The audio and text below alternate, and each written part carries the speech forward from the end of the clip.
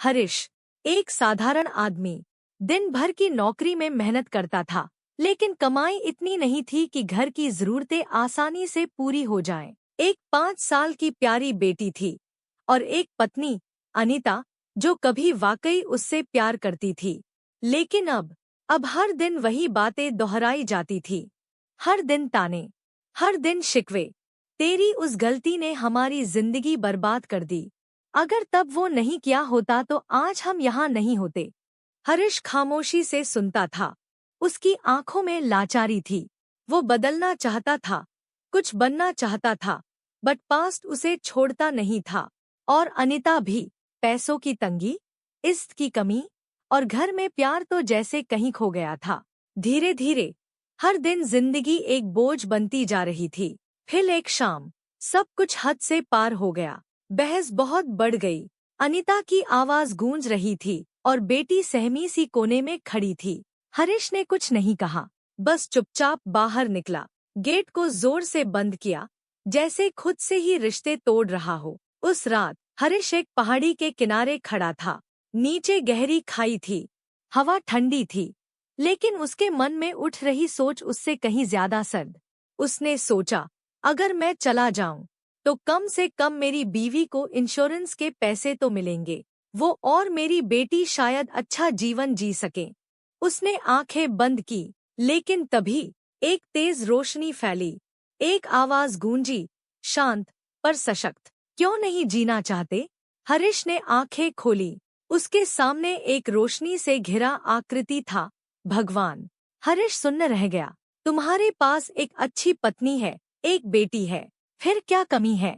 भगवान ने पूछा। हरीश ने नम आंखों से कहा, कमी नहीं है, बस सुकून नहीं है। मैं मेहनत करता हूँ, लेकिन पैसा कम है। और मेरी बीवी, वो हर वक्त मुझे मेरे अतीत की सजा देती है। मैं थक गया हूँ। भगवान ने कुछ पल सोचा। एक इच्छा मांगो, लेकिन याद रहे, पैसे की नहीं। हरीश चुप रहा और फिर कहा, मुझे 3 साल पीछे ले चलिए, जब मेरी शादी हुई थी। मैं सब कुछ सही करूंगा। भगवान मुस्कुराए और बोले, तथास्तु। अगली सुबह हरीश की आंख खुली। वो एकदम उठा और देखा, दीवार पर लगा कैलेंडर। तारीख देखी, वो उसकी शादी के अगले दिन की थी। उसे यकीन नहीं हुआ। क्या ये सच था? क्या उसे दोबारा मौका मिला? इस बार उसने ठान लिया, न कोई गलती करेगा, न किसी को दुख देगा। हरीश हर दिन दफ्तर गया, मेहनत की, टाइम पर घर आया, अनीता को वक्त दिया, प्यार दिया। धीरे धीरे रिश्ते में मिठास लौट आई। वो पैसे बचाने लगा।